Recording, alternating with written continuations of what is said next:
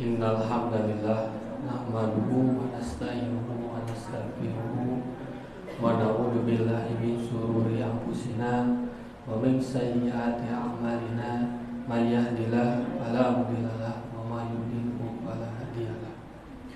Asyhadu an la ilaha illallah wa asyhadu anna Muhammadan abduhu wa rasuluh.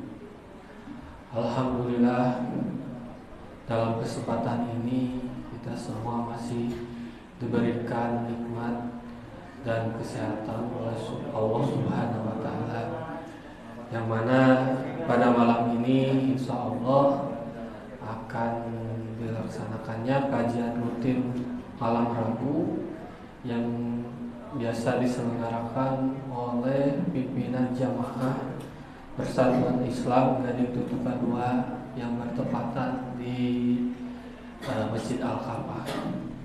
Mudah-mudahan hadir kita semua di masjid ini mendapatkan ridho dan rahmat oleh Allah Subhanahu wa Ta'ala untuk mengikuti kajian rutin malam hari ini. Dan untuk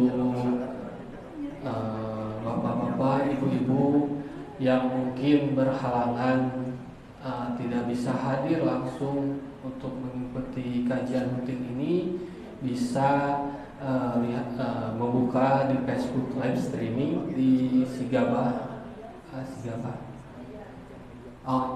Ibnu Hajar Media, di Facebook Ibnu Hajar Media.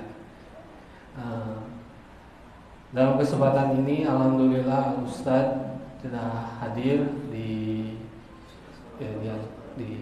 kita di masjid ini, yang mana insya Allah pada malam hari ini akan membawakan kajian yang berjudul Fikih Ibadah. Yang kedua yaitu sesuai sunnah sahihah dalam manhaj isbat persis. Alhamdulillah, mudah-mudahan nanti kajian Fikih Ibadah ini yang sangat luas cakupannya dan yang selalu kita laksanakan setiap hari kan, tidak lepas dari ibadah. Mungkin kita bisa mempersiapkan hati dan pendengaran untuk menerima semua ilmu yang akan dipaparkan oleh Al-Ustaz. Dan tidak lupa juga nanti kepada bapak-bapak, ibu-ibu, dan pemuda-pemudi bisa dipersiapkan mungkin pertanyaannya, yang insya Allah nanti setelah beres kajian ada sesi tanya jawab. Mungkin kepada bapak-bapak, ibu-ibu yang ada pertanyaan mengenai bab masalah fikih ibadah bisa disiapkan, atau mungkin di luar dari tema juga insya Allah Al-Ustadz bisa berkenan untuk menjawab semua pertanyaan dari bapak-bapak dan ibu-ibu. Tidak mengurangi rasa hormat, kami memperhaturkan waktu dan tempat kepada Al-Ustadz untuk menyampaikan kajiannya mengenai fikih ibadah ini.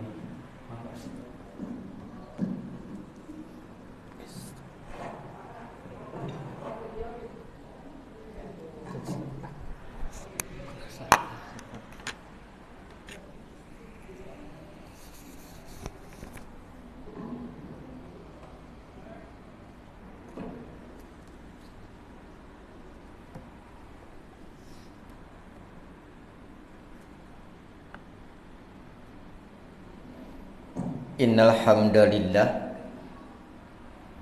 nahmaduhu wa nasta'inuhu wa nastaghfiruh wa na'udzu billahi min syururi anfusina wa min sayyiati a'malina. May yahdihillahu fala mudhillalah wa may yudlil fala hadiyalah. Wa asyhadu an la ilaha illallah wahdahu la syarikalah wa asyhadu anna Muhammadar Rasulullah allati la nabiyya ba'dah, amma ba'd. Wa qala Allah ta'ala bil Qur'anil Karim, a'udzu billahi minasyaitonir rajim, in kuntum tuhibbunallah fattabi'uni al-ayat. Wa qala Rasulullah sallallahu alaihi wasallam, summa fa'al dzalika fi sholati ka kulliha al hadis. Hadirin ikhwatu iman, bapak-bapak, ibu-ibu, serta para mujahid ilmu generasi baru, terkhusus para sesepuh. Uda Deni sebagai ketua dan juga para ketua serta jajaran tashkil PC hingga PJ Persis dan otonom di Kecamatan Cangkuang. Kecuali para sesepuh, ketua dan jajaran tashkil PJ Persis dan otonom di Gading Tutuk K2 beserta DKM Al-Kapah yang tetap setia dan punya semangat sepenuh jiwa dalam upaya menggapai derajat mulia di hadapan Zat Maha Kuasa melalui berbagai amal utama tolabul ilmi dan syiar agama di antaranya. Tidak ada pujian yang paling pantas terucap dari lisan selain alhamdulillah, karena atas kudrah, iradah serta inayah Allah Subhanahu wa taala kita dapat kembali bersua dalam kajian berkala keluarga besar Persis Cangkuang melalui ikhtiar PJ Persis dan otonom di Gading Tutuk K2, baik Bapak Ibu yang bisa hadir secara langsung di majelis ini maupun yang tetap setia mengikuti kajian di tempat masing-masing melalui layanan live streaming di Facebook Ibnu Hajar Media dan Sigabah.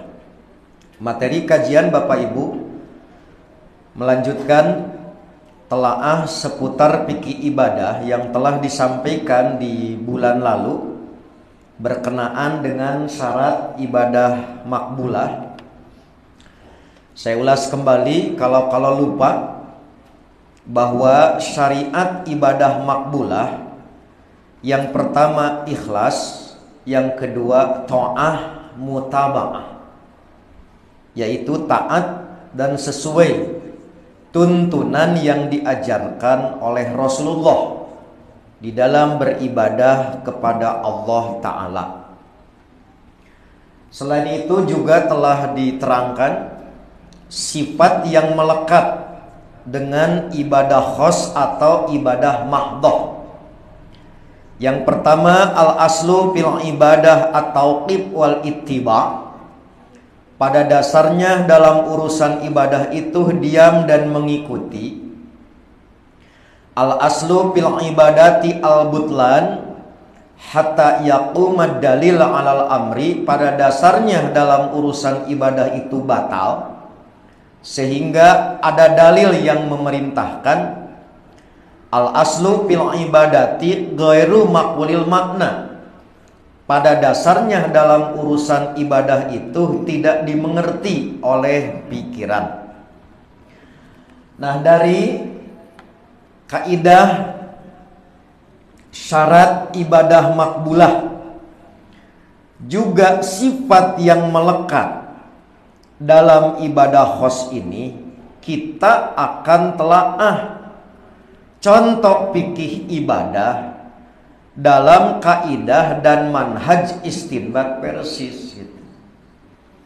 Jadi syarat ibadah itu ikhlas dan mutaba'ah.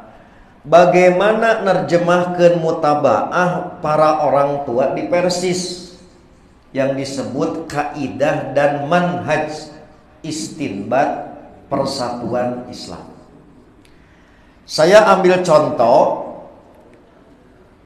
yaitu permasalahan masbuk mendapatkan ruku imam, apakah dihitung dapat rakaat atau tidak, dengan merujuk pada hasil sidang Dewan Hisbah di Cihamerang PC Persis Banjaran tanggal 21 April tahun 2007. Saya ulangi ya. Jadi syarat ibadah makbulah itu ikhlas dan ta'ah mutaba'ah, mengikuti Rasul. Bagaimana menerjemahkan mengikuti Rasul itu dalam kerangka kaidah Persis itu, yang sering sekali lagi diingatkan oleh orang tua kita, sama akidah beda kaidah. Nah, permasalahan ini Bapak Ibu di tahun 2007 ditetapkan berdasarkan pokok-pokok kaidah pertimbangan di lingkungan persatuan Islam yang telah dibentuk sejak zaman Ahasan dan kawan-kawan, atau mungkin sejak tadi Persis berdiri 12 September 1923. Dan ini masih terus berlaku, paling tidak sampai generasi kami yang terus diasuh di Dewan Hizbah. Pertama, ini kaidahnya tuh, ketinggalan bacaan Al-Fatihah walaupun sebagian adalah ketinggalan rakaat. Itu kaidah. Saya ulangi, ketinggalan bacaan Al-Fatihah walaupun sebagian adalah ketinggalan rakaat. 2. Qiyam berdiri dengan sempurna adalah rukun. Sedangkan qiraah Fatihah merupakan syarat sah qiyam. Jadi punten Bapak Ibu, moal aya dina salat ngadeg eueuh bacaan, ngalamun ngaranna kitu atawa menghuleng jentul, maka yang paling pertama qiyam itu pasti di situ ada qiraah. Inilah yang disebut bahwa qiraah bacaan Fatihah merupakan syarat sahnya qiyam. Karena tidak ada yang namanya qiyam tanpa bacaan. Ayeuna tiba-tiba jalmi teh jol menang ruku ari qiyam teu. Bagaimana pemikirannya dihitung rakaat? Padahal qiyam itu bagian dari rukun rakaat. Dalam qiyam ada keharusan baca. Tiba-tiba orang teh menang ruku jadi itu. Padahal ada rukun dan syarat yang dilampaui itu. Tes kali Bu, ieu teh kaidah dalam manhaj persatuan Islam. 3. Bagaimana nanti dengan hadis-hadis yang menjelaskan bahwa masbuk mendapatkan ruku imam dihitung rakaat? Sederhana Bu, berpikir orang tua kita itu pasti iltizam tunduk pada dalil. Sekiranya kita sudah punya fikih misalkan 50 tahun, ternyata ada hujah yang lebih kuat, bagi Persis tidak segan merubah. Ringkesna lamun ieu aya dalil, Persis punya fikih yang berbeda dengan dalil, pasti nu kudu robah Persis. Tapi ternyata setelah diteliti, yakin eta mah lain dalil ti Rasul dadoib gitu. Pan pikiran A B C D ti Nabi dirumuskeun ku ulama Persis. Terus aya hadis, lamun dapat ruku dapat rakaat. Lamun sahih gampil Bu, dirobah pemikiran ieu. Cek budak gading tutukama, emang can kabaca hadis eta ku kolot gitu. Kulantaran budak ayeuna meureun kana teh can kabaca gitu. Padahal mah atos, makana perlu ditegaskeun aya dalilna, aya ngan dhaif gitu. 4. Para orang tua kita menghayati terdapat perbedaan penafsiran tentang istilah rokaat dan ruku. Terkadang hadis rokaat diartikeun ruku, atau kata-kata ruku di dalam hadis dianggapna sebagai maksud dari rokaat. Yang terakhir Bapak Ibu, karena jam 10 ya, yaitu selain tadi kedudukan hadis dhaif yang sangat signifikan mempengaruhi fikih, yang kedua ada hadis yang sahih, peristiwa hadis Abu Bakrah, tetapi terjadi perbedaan pemahaman terhadap maksud hadis tersebut. Nu tadi mah tegas eusina dhaif kedudukanana. Nu ieu mah sahih kedudukanana, tidak tegas petunjukna, multi tafsir gitu. Nah, mari kita lihat Bapak Ibu, akhirnya Dewan Hizbah setelah melakukan diskusi, next, pada sidang 21 April tahun 2007 itu sepakat mengistinbat. Waktu itu hampir semua orang tua dan guru kita masih komplit gitu. Bukan yang itu. Yang keputusan istinbat dulu. Satu, yang dimaksud satu rakaat adalah qiyam, yaitu bacaan Al-Fatihah. Dua, ruku. Tiga, i'tidal ruku. Empat, sujud. Lima, duduk di antara dua sujud. Dan yang terakhir sujud. Itulah ukuran rakaat. Jadi satu, yang disebut rakaat berarti qiyam baca Fatihah. Dua, ruku. Tiga, i'tidal ruku. Empat, sujud. Lima, duduk di antara dua sujud. Dan keenam, sujud. Itulah satu rakaat. Kedua, makmum yang mendapatkan imam sedang ruku berarti telah tertinggal salah satu rukun rakaat, yaitu baca Fatihah. Ketiga, makmum yang mendapatkan imam sedang ruku harus menyempurnakan ketinggalan rakaat. Kurang lebih itulah Bapak Ibu 3 poin keputusan fikih ibadah berkenaan dengan makmum masbuk mendapatkan ruku imam, dapat rakaat atau tidak. Kesimpulannya tidak dapat rakaat karena rukun rakaatnya tertinggal gitu. Paham Bapak Ibu? Halo, araya itu udah jempling gitu. Kada husut teh. Tah Bu, amen muhtar mahlami hayang ngarti kita Ibu 15 menit ya. Jalan ngarartos luar biasa orang Gading Tetuka, orang Cangkuan. Sudah ya? Dari mana istinbat demikian? Ditetapkan oleh orang tua dan guru kita di Dewan Hizbah. Paling tidak merujuk kepada sejumlah dalil.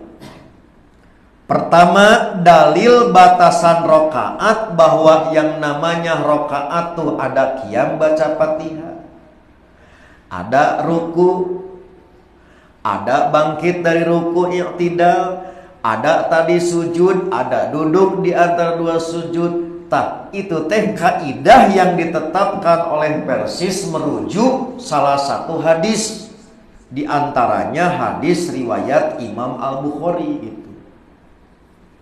Nabi bersabda, "Idza qumta ila shalah fakabbir." Apabila kamu salat hendaklah takbir, disebut takbiratul ihram. Sumakra ma tayassara ma'aka minal Qur'an. Kemudian bacalah Al-Qur'an yang ringan, surat Al-Fatihah gitu. Sumarka hatta tatma inna roki'an, sumarfa hatta ta'tadila qa'iman. Rukun berikutnya ruku dan bangkit dari ruku i'tidal. Sumasjud hatta tatma inna sajidan, sumarfa hatta tatma inna jalisan, sumasjud hatta tatma inna sajidan. Maka rukun berikutnya sujud, duduk di antara dua sujud, sujud yang kedua. Maka Nabi ngobrolkeun kumaha doa bacaan, kumaha doa iftitah, karena semua itu bukan bagian dari rukun rakaat. Makanya kakantun doa iftitah daya pengaruh urusan sahente nama gitu. Jadi oleh Nabi hanya disebutkan ini bukan berarti kaifiat sholat itu sakieu kan, tapi nah Nabi nerangkeun anu ieu karena itulah pokok dina sholat. Punten Bu, lamun ibu malaweng keur ngadoa mendingan saja. Tapi keur malaweng maca Fatihah mah resiko. Gitu Bu. Kepada sholat hilap deui doa iftitah. Nabi ka bulan-balik rada mendingan eta. Tapi bolak-balik maca Fatihah neangan waladolin beresiko Pak. Sami ketika ruku hilap doa mah teu naon tapi teu nu maninah ruku. Nepi ka karaos gitu, nepi ka keruku teh karasanya itu keruku gitu. Hilap bacaan mah mending tapi teu maninah ruku. Itulah kenapa Nabi menjelaskan ABCD hanya pokok-pokok, karena itulah yang disebut rukun rakaat. Maka orang yang tadi masuk bergabung dengan imam ke ruku berarti kan ada rukun rakaat tertinggal. Itulah sekali lagi Bapak Ibu yang dimaksud dengan kaidah ukuran rakaat. Di mana tanya dalilnya? Apakah ini cara berpikir Persis saja? Bukan. Anggap saja Persis itu yang mempelopori pemahaman ini mungkin di Indonesia gitu. Tapi di cuk-cuk gitu Bu, apa cuk-cuk saribang itu bahasa Jerman gitu. Ditelusuri genealogi pemikiran mah sudah ada. Paling tidak Bapak Ibu,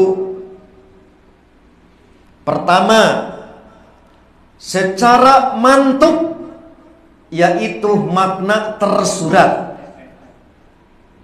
Hadis Imam Bukhari tadi menetapkan bahwa rakaat terdiri atas qiyam, baca Fatihah, ruku, i'tidal, ruku, sujud, duduk di antara dua sujud dan sujud. Itu nu gampil kabaca, nu disebut nate pemahaman rengkolna.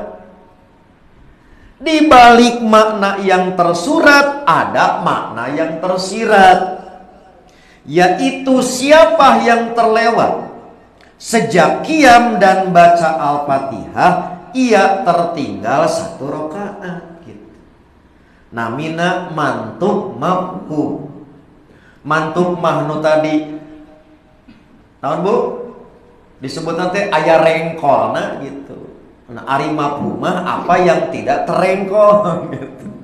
Apa yang tersirat. Mari kita lihat pemahaman ini paling tidak telah digagas oleh Imam Al-Bukhari sendiri. Jadi andai kata cikal bakalna di mana Persis paling tidak di Imam Bukhari gitu yang menggagas pikiran ini. Bukan tiba-tiba Persis. Atau saya dibalik, mungkin Bukhari Persis cabang Uzbekistan gitu. Jadi PCI Bukhari teh anggota Persis cabang internasional Bukhara Uzbekistan gitu. Punten Pak, ketika saya bedah buku ini ditugaskan oleh Ustaz Aceh di Indramayu, saya sampaikan andai kata Persis mah eueuhkeun weh gitu.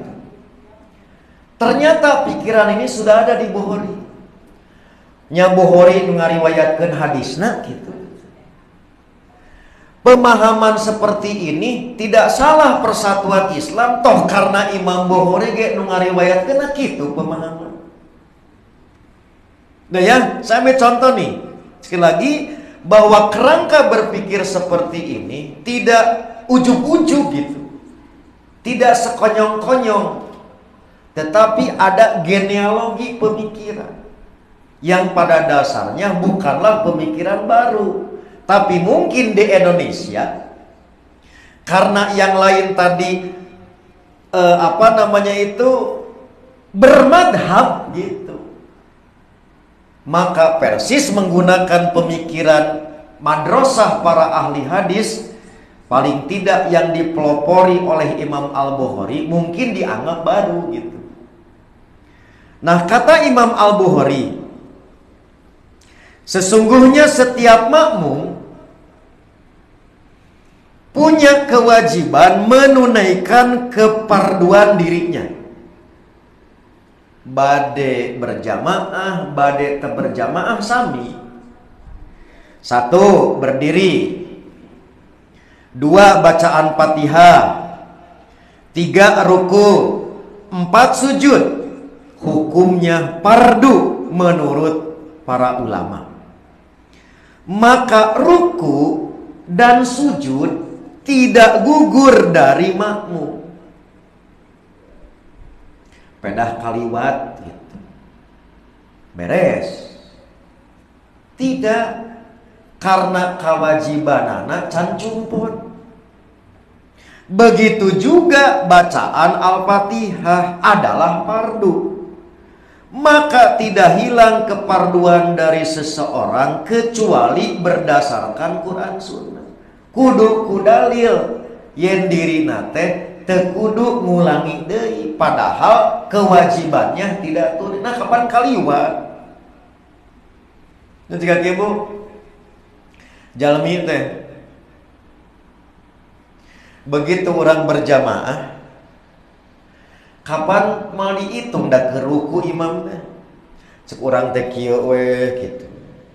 Antep da keke hudang kan gitu kan. Nah, bubat bergabung sok. Sekali deh bu, begitu orang salat berjamaah kadinya masbuk, imam teh ke ruku, cek urang teh capek-capek buat milu sujud, kapan mau dihitung rakaat? Kewet tungguan dan gege cengkat. Tah bu, nabet buru-buru bergabung, ngarah ditulis berjamaah, sanes hartina dihitung menang rakaat gitu. Jadi tekenging gitu, dah percuma tuh orang hanya seluruh suhan.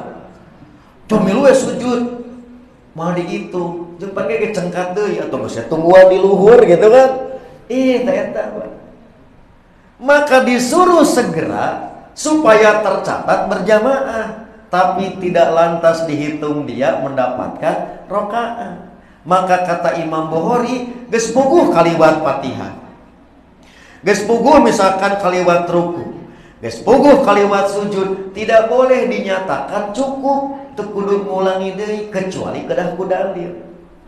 Karena menetapkan keparduannya berdasarkan dalil, maka membolehkan digugurkannya pun harus berdasarkan dalil.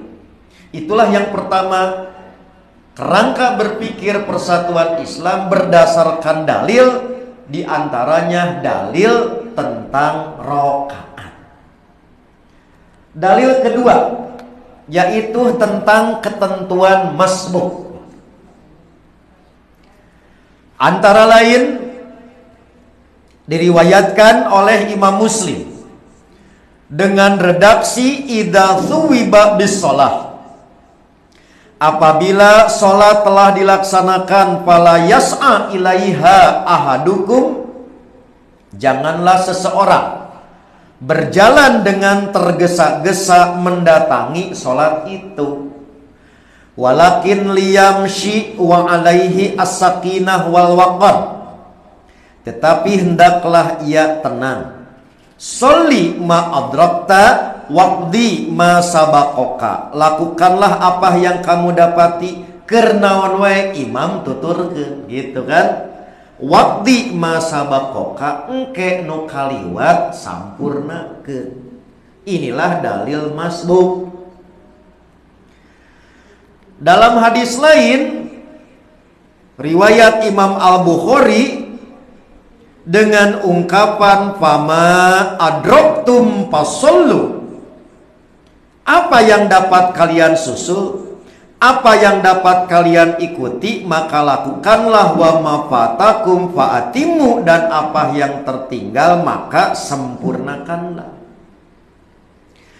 Dari hadis tentang rakaat. Kedua hadis tentang ketentuan masbuk. tampaknya tidak berlebihan. Sekiranya Abu Hurairah sebagai periwayat hadis itu berkesimpulan menetapkan fatwa, idza adraktal qauma ruku'an lam ta'tadda bitil karok'ah, apabila kamu menyusul jamaah sholat sedang ruku, tuturkeun rukuna tapi tong dihitung 1 rakaat. Eta teh Abu Hurairah.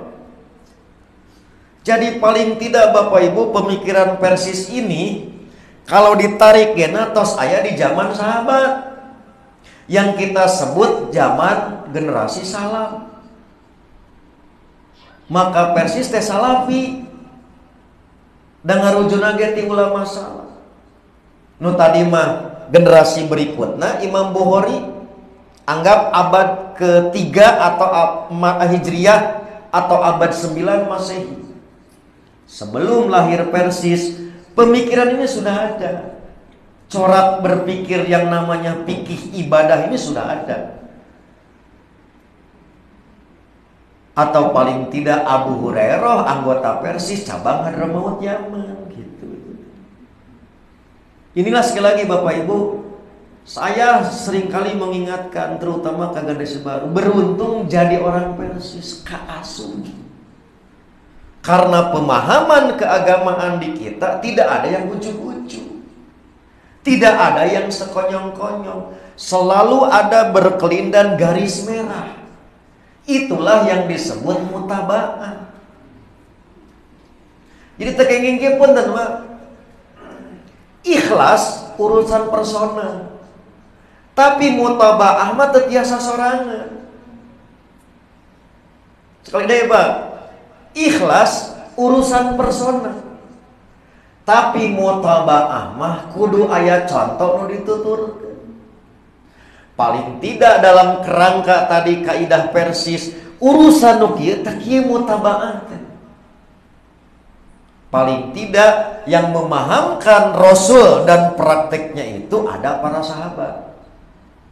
Begitu juga cara pemahaman demikian dirawat paling tidak sampai generasi Imam Bukhari.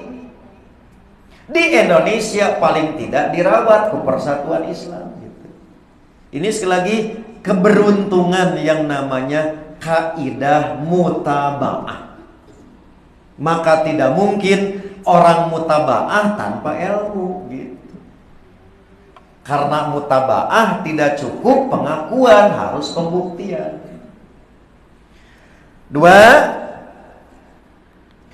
maju ke generasi Al-Hafidh Ibnu Hajar gitu.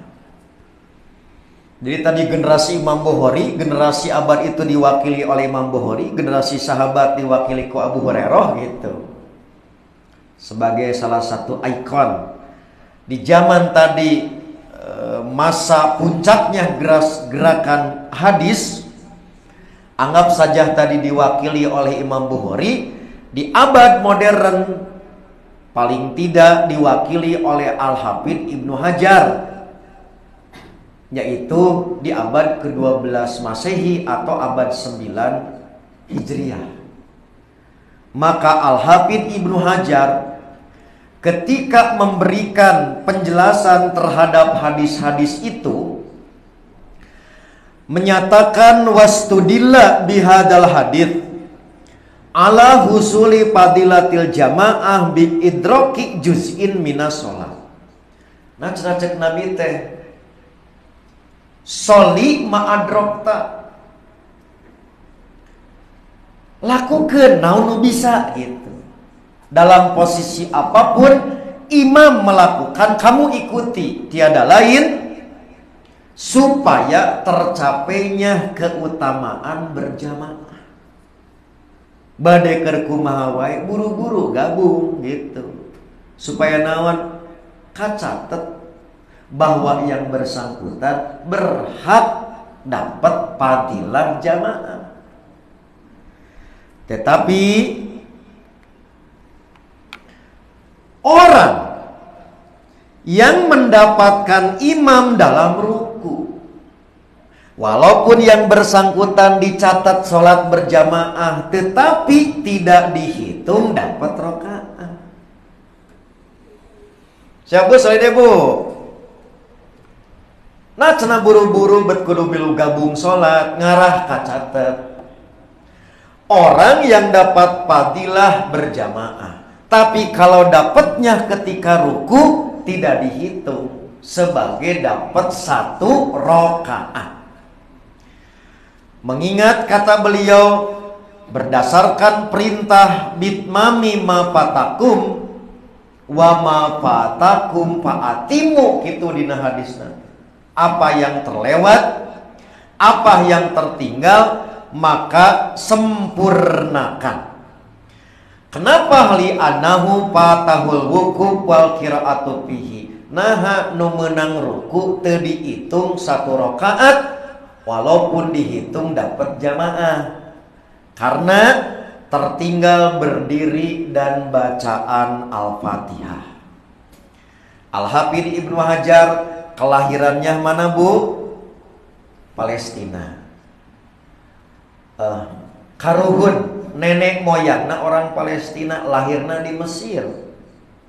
Berarti paling tidak pemikiran ieu aya Persis cabang Palestina dan Persis cabang Mesir.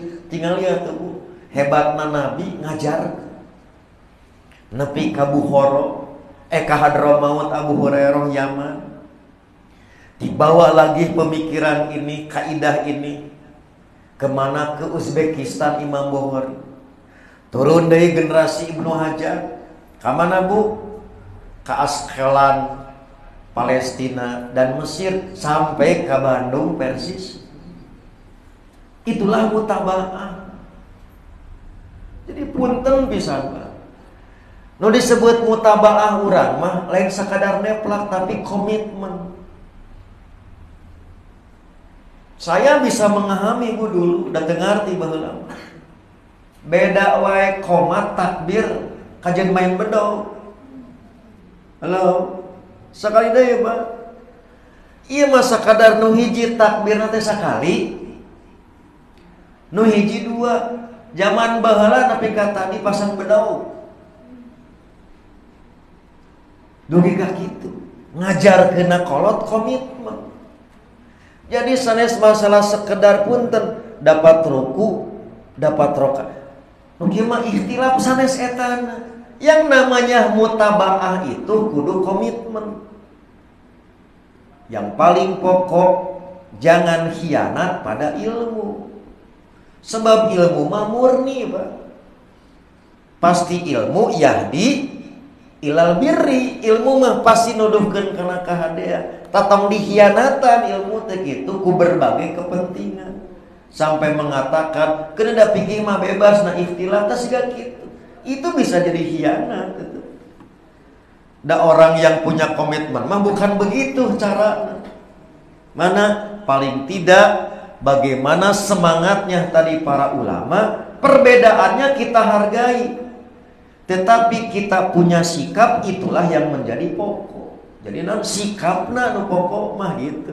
Itulah yang namanya sekali lagi mutabaah dalam kaidah dan manhaj istinbat persatuan Islam.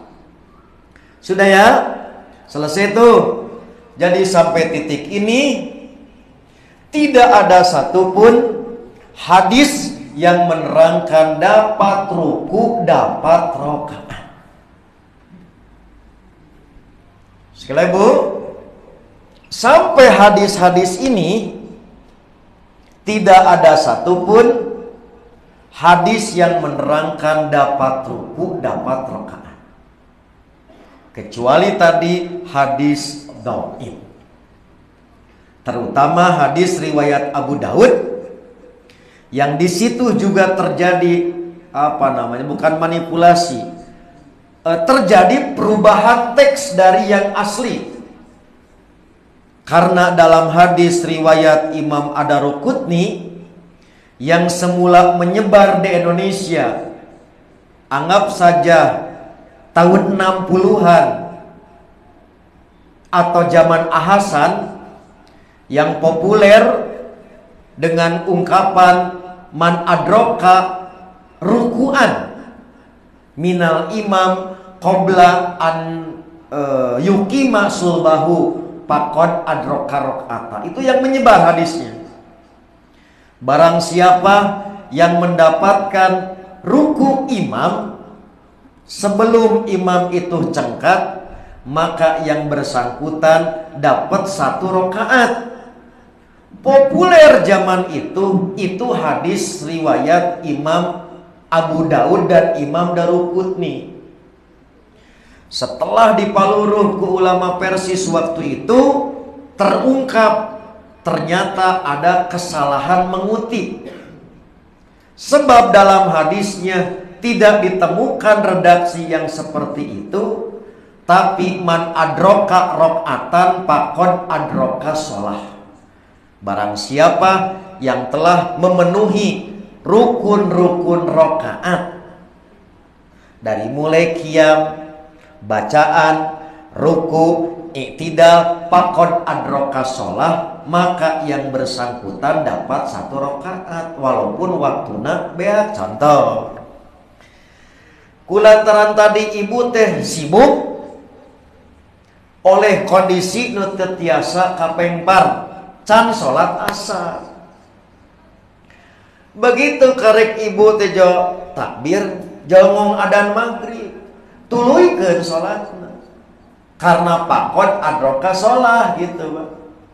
Jadi bukan urusan dapat ruku. Hadis asli nama yang bisa memenuhi rukun rokaat dapat 1 sholat.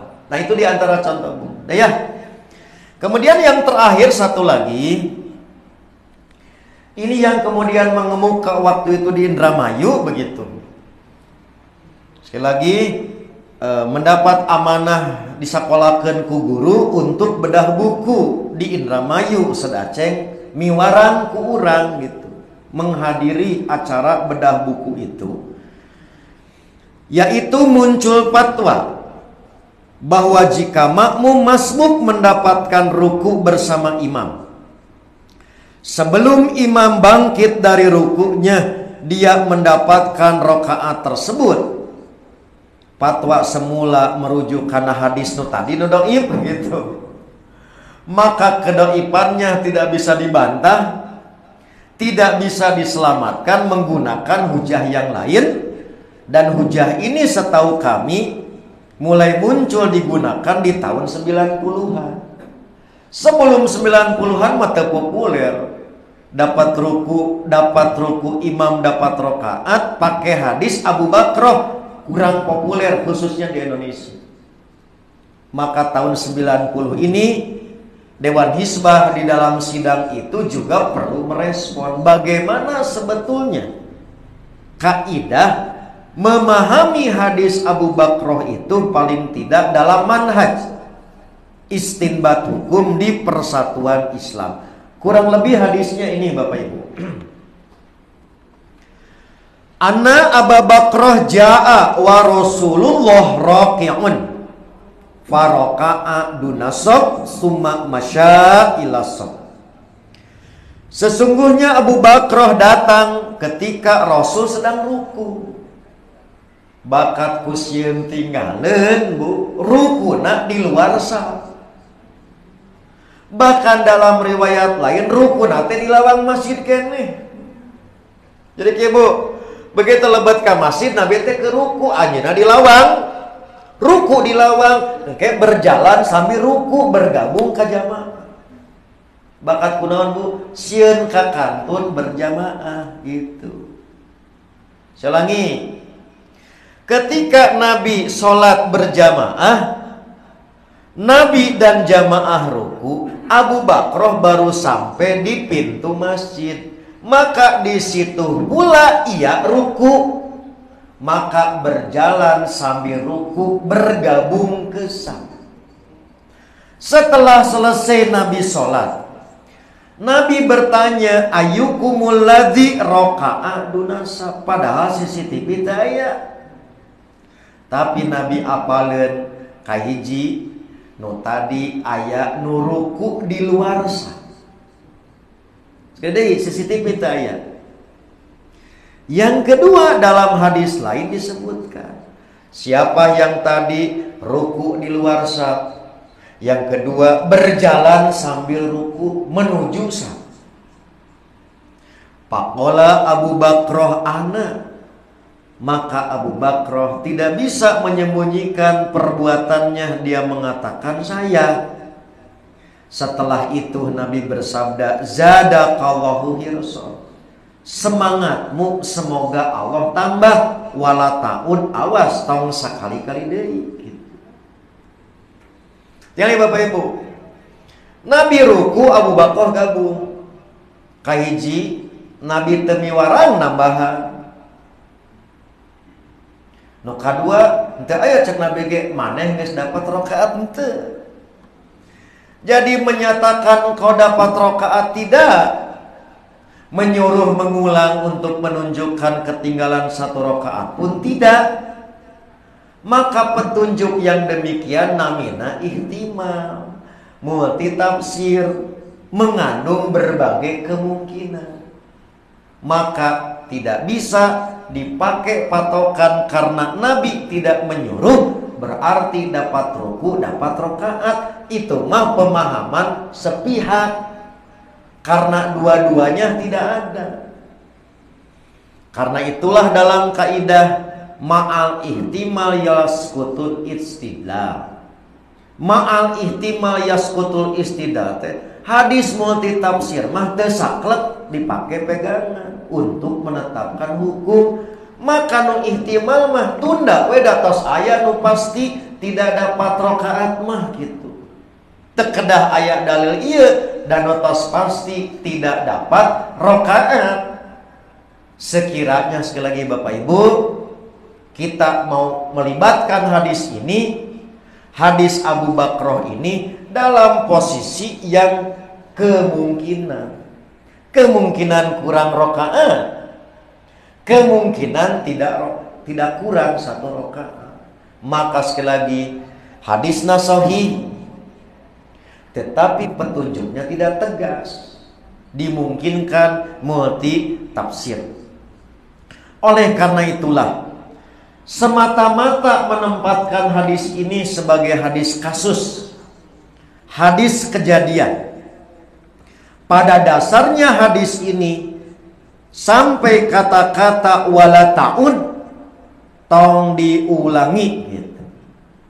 Pada dasarnya tidak ada hubungan dengan masalah makmum masbuk mendapatkan rokaat atau makmum masbuk tidak dapat rokaat ku hadis ieu. Oleh karena itulah maka lagi-lagi Imam Al-Bukhari memberikan panduan. Ibu araya itu menaros ka pada ibu palinter teh Bu. Ari hadis ieu hadis nyarek, ari padamelan Abu Bakrah dicarek teh. Halo, dicarek kan? Berarti kan lepat. Manya hadis lepat dipakai dalil. Halo, sekali deh cek Imam Bukhari teh, Ibu, ari Abu Bakrah dicarek ku Nabi, kan dicarek ulah sakali-kali deh. Manya tina kesalahan jadi sunnah. Tidak boleh kata Imam Bukhari itu seseorang menjadikan perkara yang dilarang jadi dalil. Kapan itu teh perbuatan negatif makanya dipakai ke ngadalilan positif gitu. Gitulah singkatnya Bu. Kenapa? Karena Nabi itu melarang. Makanya Nabi melarang kalakah dipakai dalil ke menunjukkan syariat. Sebab kata Imam Bukhari, yang paling pokok dalam jawaban Nabi itu tidak ada dalam ucapan Nabi itu tidak ada satupun keterangan bahwa Nabi menganggap sah dengan ruku sebagai ganti qiyam, sementara qiyam adalah fardu dalam Al-Quran dan Sunnah. Kemudian para ulama yang lain juga memberikan komentar. Misalkan Imam Ibnul Munir menjelaskan Nabi membenarkan pekerjaan Abu Bakroh dari aspek yang umum, yaitu zadakallahu hirsan. Lebah semangat namah diapresiasi. Lebah tadi hideng bakat kusieun tinggalan hideng can make ilmu itu teh Bu. Ruku di belakang sa. Berjalan sambil ruku. Kan teu nganggo ilmu itu. Tah lebah semangat nama, maka Abu Bakroh itu dibenarkan oleh Nabi. Kenapa? Supaya dapat padilah berjamaah dasieun tinggalan teh. Tetapi wa khata'ahu min jihatil khassah, di aspek yang lain maka Nabi menegur dengan kata-kata wala ta'ud.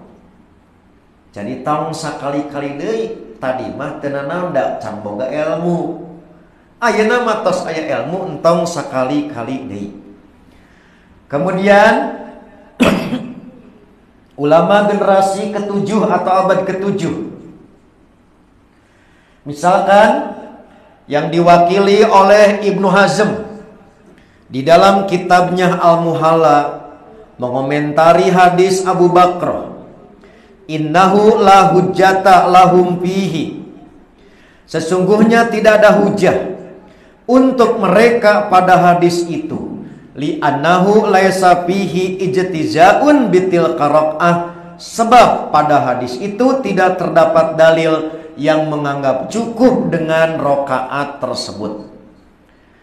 Akhirnya kita tutup kajian ini dengan komentar Imam Asy-Syaukani di dalam kitabnya Nailul Autor, yang konon kata orang Nailul Autor teh kitab wajib orang Persis. Pada hadis itu tidak ada keterangan yang dapat dijadikan dalil pendapat mereka, karena sebagaimana ia tidak diperintah mengulang sholat, tidak ada keterangan pula yang dinukil kepada kita bahwa Nabi menganggap ia mendapatkan rokaat itu. Sedangkan doa Nabi padanya zadakallahu hirsan, semoga Allah menambah semangat, tidak berarti ia dianggap mendapat rokaat itu. Karena keadaan bersama imam diperintahkan, sama saja sesuatu yang tersusul oleh makmum itu dianggap atau tidak, sebagaimana dalam hadis dinyatakan idza jitum ila shalah wa nahnu sujudun fasjudu, apabila kalian mendatangi salat dan kami sedang sujud, maka sujudlah, wala tu'addiduha syai'an, dan jangan kamu hitung sedikit pun sebagai dapat rakaat. Bahwa Nabi telah melarang Abu Bakar mengulangi kembali perbuatan itu, maka berhujah dengan sesuatu yang dilarang adalah tidak benar. Akhirnya Bapak Ibu, Dewan Hizbah setelah mencermati berbagai penjelasan itu mengambil sikap bahwa hadis Abu Bakar tidak dapat dijadikan dalil bahwa ruku menggantikan qiyam dan baca Al-Fatihah. Kesimpulannya, tidak ada dalil yang menunjukkan bahwa ruku dapat menggantikan dua rukun, qiyam dan bacaan Al-Fatihah. Sekali lagi, sementara untuk mutabaah, syarat ibadah makbulah harus ada dalil.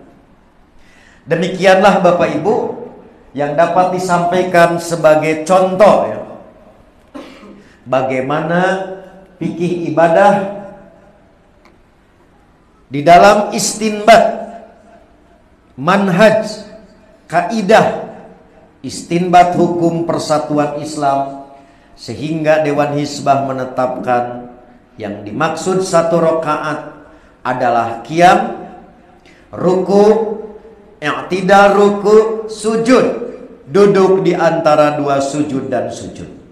Kedua, makmum yang mendapatkan imam sedang ruku berarti telah tertinggal salah satu rukun rakaat, yaitu qiyam atau bacaan Al-Fatihah. Yang ketiga, makmum yang mendapatkan imam sedang ruku harus menyempurnakan ketinggalan rakaat tersebut. Mudah-mudahan Bapak Ibu, apa yang disampaikan paling tidak semakin menambah pemahaman bagaimana persatuan Islam berkaidah dan memiliki kerangka metodologi di dalam ikhtiar mewujudkan syarat ibadah makbulah, ikhlas dan ta'ah melalui mutabaah. Mudah-mudahan dari kasus ini pula kita semakin terpicu untuk terus meningkatkan kualitas diri melalui ikhtiar ngaji, paling tidak pemahaman dan amalan yang selama ini telah kita gunakan, kita juga tidak pernah bosan untuk upgrading diri, menambah keilmuan dan ikhtiar terus mencari dalil agar senantiasa berada pada jalan menuju mardhatillah. Akhirnya karena waktu jua yang memisahkan kita, saya serahkan dulu ke MC. Sekiranya ada hal-hal yang ingin ditanyakan, dipersilahkan, karena kajian ini tak akan dibubarkan kalau pertanyaan belum mencapai 1000 dan akan dijawab oleh MC. Aku lu qouli hadza wa astaghfirullah li wa lakum. Sok ditampung heula, anda ka belakang heula.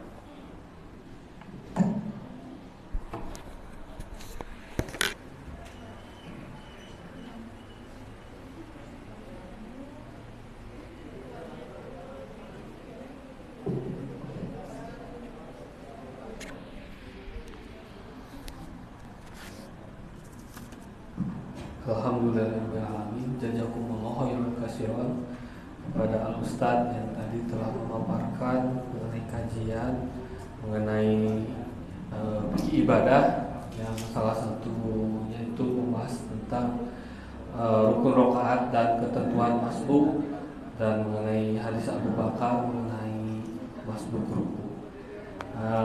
Sungguh sangat jelas dan bermanfaat apa yang telah disampaikan oleh Ustadz.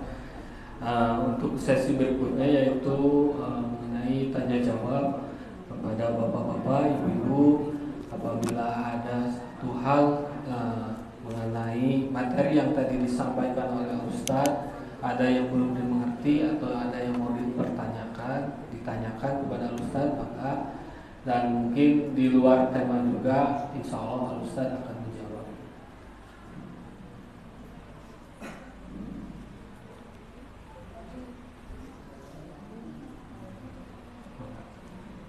Enggak?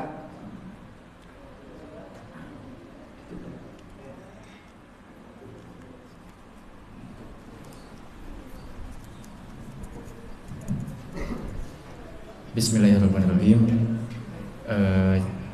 Izin tumaros minta Ustaz perkawis tadi ngeunaan materi, apakah ketinggalan Al-Fatihah walaupun satu ayat itu sama saja dengan ketinggalan satu rakaat?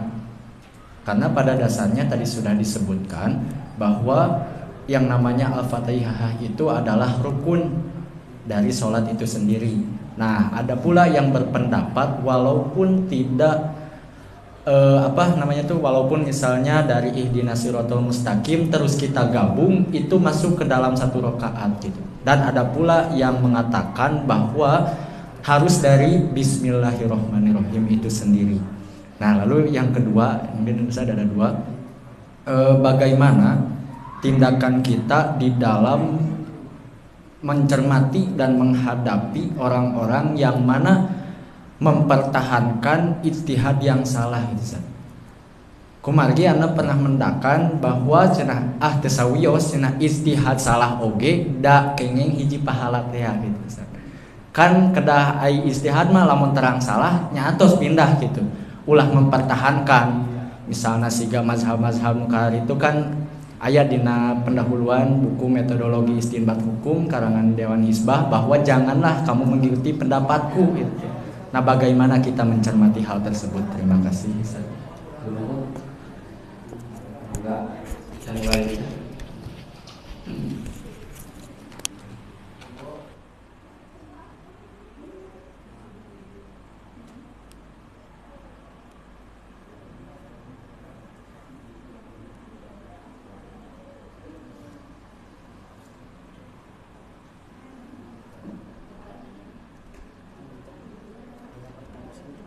Oh, sambil menunggu pertanyaan yang lain, ini kebetulan ada pertanyaan dari Facebook.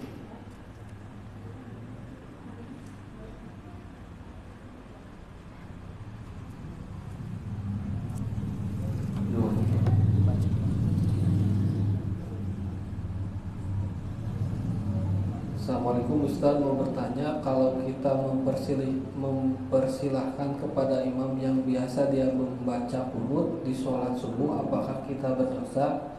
Karena di masjid saya gantian imam, yang satu qunut, yang satu gak qunut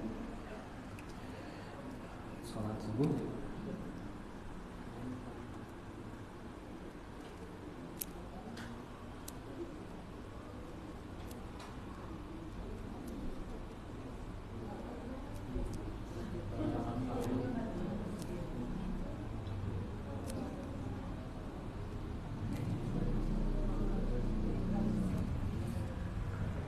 Apakah ada yang lain, Ibu, Bapak?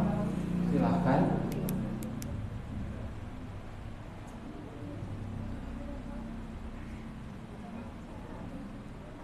Bapak.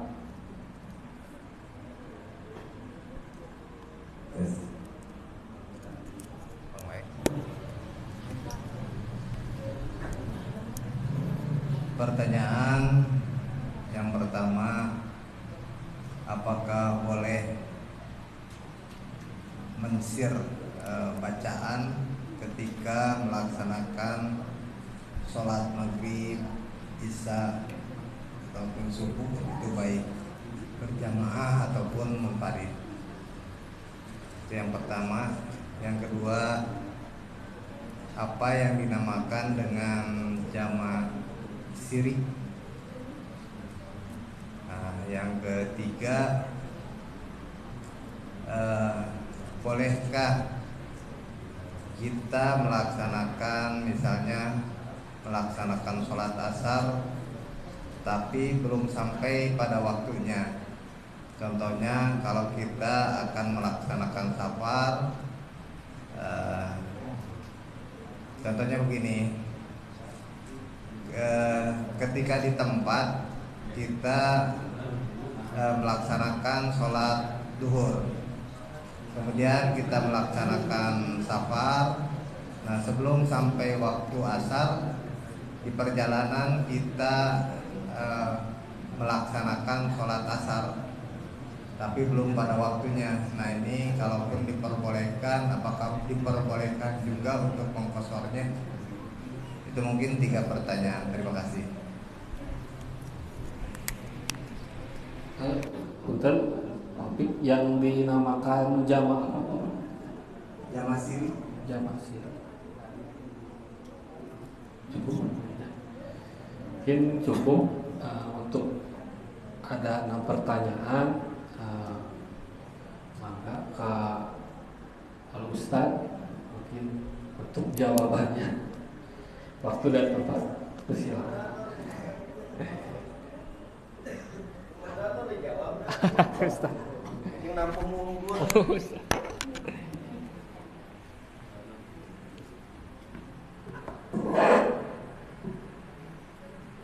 Oh, saya 1000. Sok nu kahiji. Apakah ketinggalan satu ayat sama dengan satu rakaat? Enggak. Ya sudah. Orang bari catat. Satu ayat Al-Fatihah. Ya.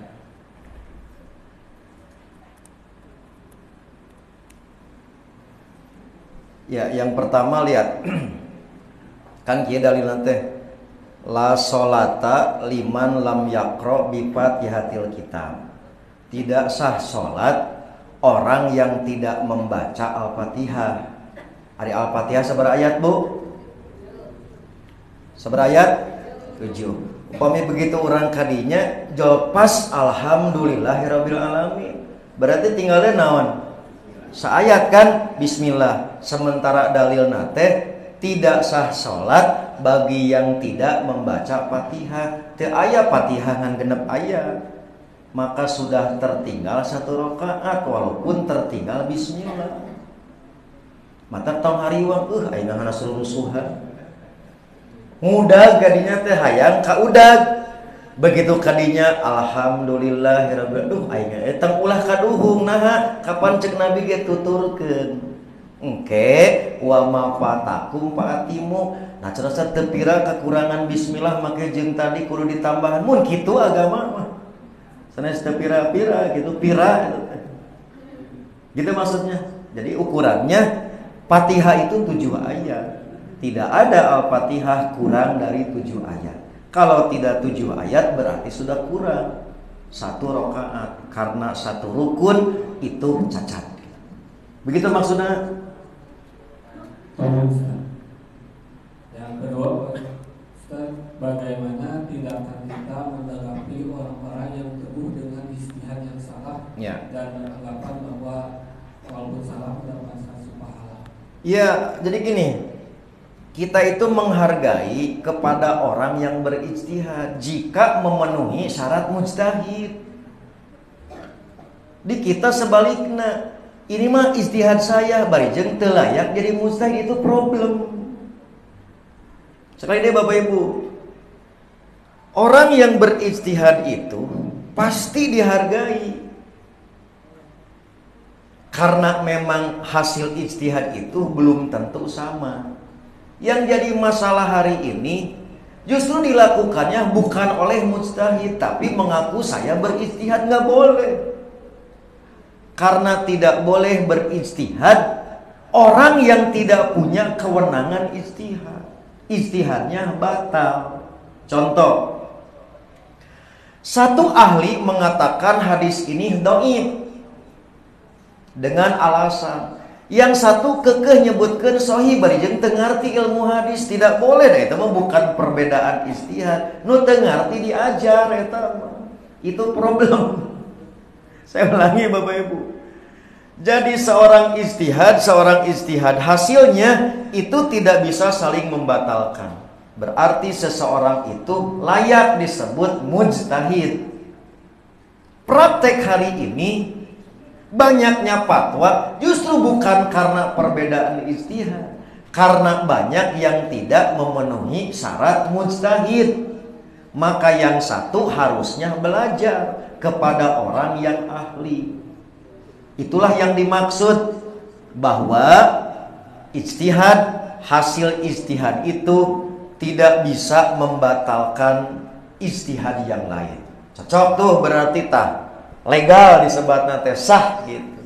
Yang ada tidak memenuhi unsur mujtahid. Tidak boleh saling menghargai. Yang satu pasti ada yang salah, maka harus mengikuti. 2, hadis yang menyatakan ida asoba falahu ajroni, siapa yang benar ijtihadnya mendapat 2 pahala. Fa in akhta'a falahu ajrun, maka bagi yang salah 1 pahala. Lihat Bapak Ibu, ya ngobrolna mujtahidnya ya, yang memenuhi syarat, bukan orang awam gitu.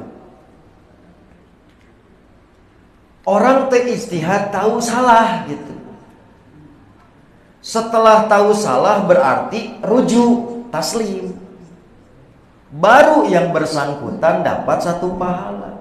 Iya mangges apa salah gitu. Kemudian dia kekeh dalam kesalahanana, nu 1 pahala tadi cabut deui hiji deui. Itulah yang dimaksud dengan falahu ajrun wahidun. Tidak memelihara kesalahannya saat dia berijtihadnya yang dapat pahala. Hasil ijtihad keliru maka dia meralat, dia taslim. Itulah yang dilakukan oleh Imam Asy-Syafi'i ketika di Mesir dan di Irak melakukan perubahan. Makanya ada fatwa lama direvisi dengan fatwa baru.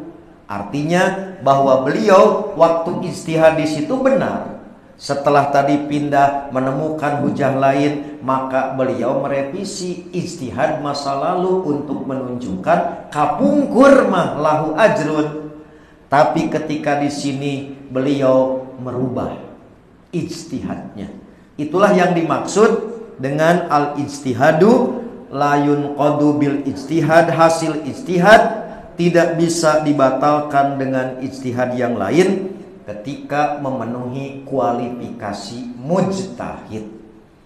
Nah, oleh karena itulah maka di persatuan Islam untuk meminimalisir kesalahan, yang jadi acuan di Jamiah Persis itu namanya ijtihad jama'i, ijtihad kolektif di Dewan Hizbah, bukan ijtihad pardi personal. Karena bagaimanapun ijtihad hasil berjamaah jauh lebih berkualitas daripada ijtihad perorangan. Maka saya yakin tidak mungkin ada ijtihad hasil jama'i lalu kemudian ditentang oleh seseorang ketika dia ijtihadnya pribadi. Sahebat-hebatnya tidak akan melampaui ijtihad bersama. Maka di Persis dibukalah ruang, kalau tidak panuju ke Dewan Hizbah mengajukan gitu untuk dipertimbangkan. Itu mekanisme ijtihad yang dikelola atau diberlakukan di persatuan Islam. Gitu untuk pertanyaan 200. Pertanyaan 300. Pertanyaan yang ketiga, apakah mempersilahkan imam dalam sholat subuh yang imamnya itu suka kunut, apakah berdosa? Tidak, karena di masjidnya bergiliran, ada imam yang suka kunut dan ada imam yang tidak suka kunut. Ya, lihat Bapak Ibu. Jadi ukuran siapa yang harus jadi imam, ukurannya kan 3. 1, afqahumul Quran. Dia lebih banyak hafalan dan pemahaman terhadap Quran. Jika sama terhadap sunnah, jika tidak baru akbaru sinan usia. Maka dalam kerangka ini seseorang dalam tanda petik melakukan bid'ah atau tidak masuk dalam kriteria imam. Itu namanya standar normatif. Hiji saat gitu ya, ahli bid'ah jadi imam, urang makmum. Maka selama kita tidak mengikuti kebid'ahannya, maka sholatnya sah. Contoh, begitu kita sholat dengan imam yang berkeyakinan ada kunut, urang teh yakin kunut teh eueuh dalil, maka pada saat kunut dia mah diam we urang teu ikut ngadoa teh nanaon. Dia kunut, kita tidak kunut, sholat sah. Nah itu sekali lagi, yang tadi ideal normatif, yang kedua realitas. Nu katilu sedapat mungkin mah urang nu kahareup gitu.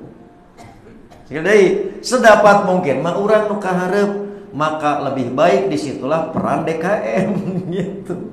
Jadi jangan dianggap nilai jihad DKM teh besar. Sampai kapan seleksi atau mubalik itu nilai jihadnya tinggi. Karena jangan sampai peran kita menyuburkan bid'ah, menghilangkan sunnah gitu. Nah disitulah ada kesempatan, maka kita yang ambil menjadi imam. Begitu maksudnya. Siap. Terakhir asli ke 500 400 ya. Apakah boleh mengisi bacaan sholat maghrib, isya, subuh saat berjamaah imam yang mengisi, dan kalau munfarid? Diulangi lagi.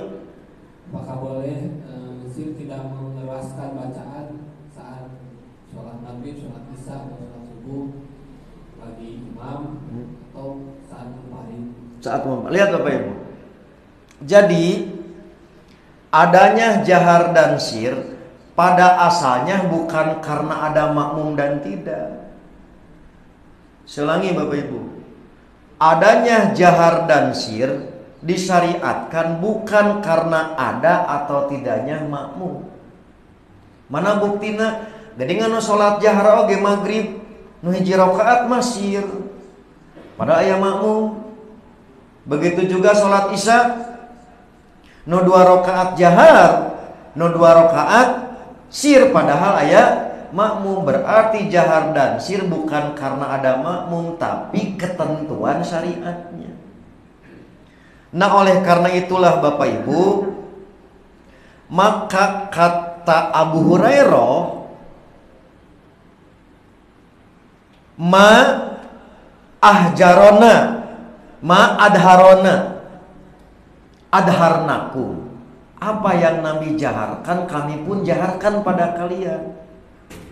Wa ma ahfaina anna ahfaina ankum, apa yang kami sirkan kami pun sirkan. Kesimpulannya, sholat yang jahar tidak boleh disir walaupun sendirian, tapi ukuran volume jaharnya tentu sesuai kebutuhan.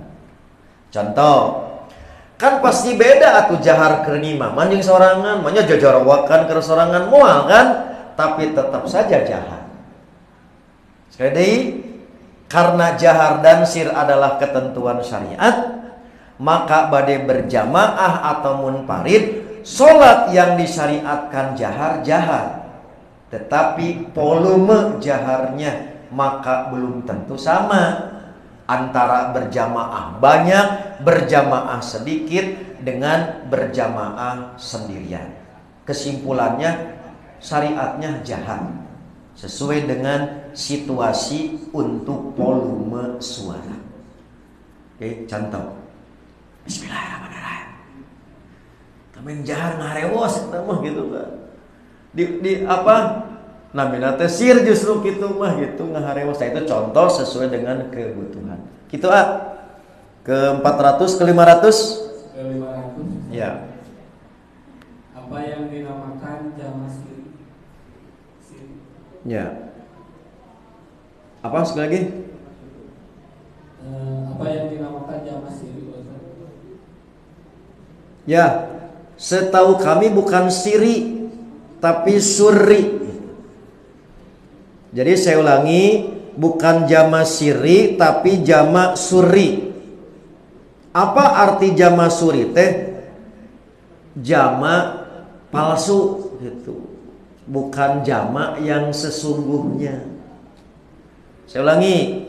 Jadi jamak suri itu jamak katingalina gitu. Kesannya jamak padahal hakikatnya bukan jamak. Saya ambil contoh.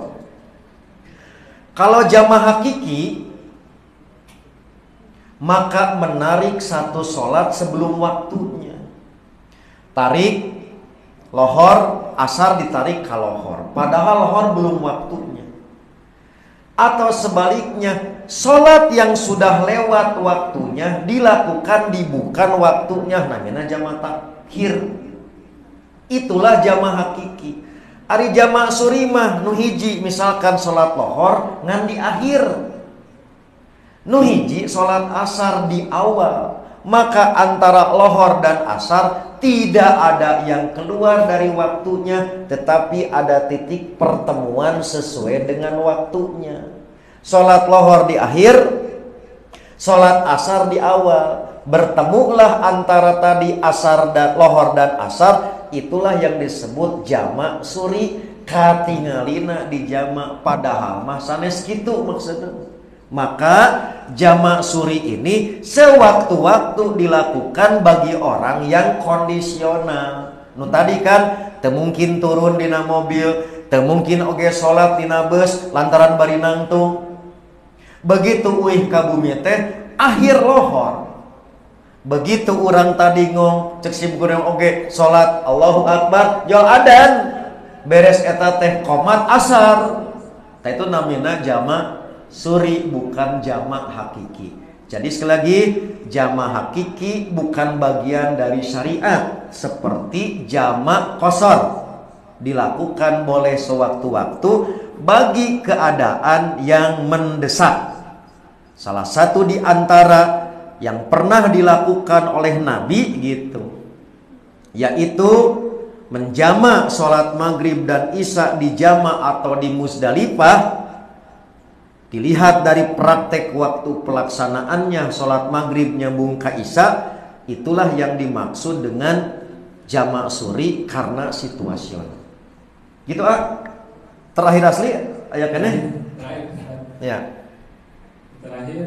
Bolehkah kita melaksanakan sholat asar tapi belum waktunya, yaitu jadi ketika sebelum waktu asar mau sedang mungkin sudah melakukan sholat zuhur, nah waktu perjalanan sabar tapi belum waktu asar dilaksanakan sholat asar. Ya. Lihat Bapak Ibu. Jadi mau jamaah takdim mau jamaah takhir. Jamaah setengah main daya gitu. Sekali deui. Mau jamaah takdim atau mau jamaah takhir. Jamaah setengah main daya. Contoh, sekarang kita sholat sebelum berangkat da mukim kene. Sholat naon? Sholat lohor. Kalau jamaah takdimah asar ditarik kan? Karena belum masuk asar saat perjalanan asar can asup. Jol sholat. Patanya anak sholat naon? Jamaah takdim sanes dan nyorangan. Jamaah tahir ge acan da can asup waktuna, teh eta mah jamaah setengah. Ya, berbeda kasusnya. Ketika tadi kita dalam perjalanan ngong adan da atas lohor nama salat weh 2 rakaat misalkan di perjalanan maci eta mah teu jama gitu, karena begitulah cara Nabi memeh berangkat di Madinah dohor, begitu dugi di Hudul Hulaifah waktu asar Nabi kantun kosor asar eta mah asli sanes jama gitu, nu tadi mah setengah jama teu ka ditu teu ka dieu. Tidak boleh untuk cara yang seperti tadi. Andai kata mau lakukan jamaah takdim sesuai dengan syaratnya atau lakukan jamaah takhir sesuai dengan waktu atau ketentuannya. Begitu? Ya, cukup? Siap Bapak Ibu. Nah, saya akhiri kajian ini. Sekiranya nanti ada hal yang ingin ditanyakan, baik langsung atau nanti dititipkan, kita akan kembali kajian insya Allah nanti di Gading ya, di mana, di Sanggar. Kita akan bedah seputar tadi kepesantrenan dan bagaimana tadi kaidah pendidikan persatuan Islam khususnya melalui lembaga pesantren dan madrasah. Nah, sekiranya nanti masih ada pertanyaan susulan bisa dititipkan sekalian nanti dalam kajian di Sanggar, nanti bisa via Aparis atau Pak Cecep atau juga Pak Opik dan Uda mungkin untuk dibahas di sesi yang kedua dalam kajian di Sanggar Indah. Demikian yang dapat disampaikan, mudah-mudahan menjadi tambahan ilmu yang bermanfaat. Mohon maaf atas segala kekurangan. Insya Allah kita bertemu kembali di malam Jumat dalam keadaan sehat walafiat. Aqulu qouli hadza wa astagfirullah.